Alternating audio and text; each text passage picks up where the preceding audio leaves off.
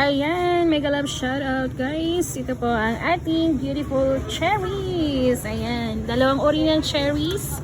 Red cherries and yung isa, ayan, pinkish cherries. Ito po ang aking laging kinakain pag may pagkakatipon, ang red cherries. So, sulit na, masarap pa, affordable pa. Diba? Masustansya pa.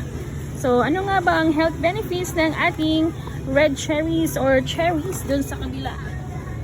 Ayan, meron po tayo. Ayon po sa aking research na nabasa, ang cherries ay promote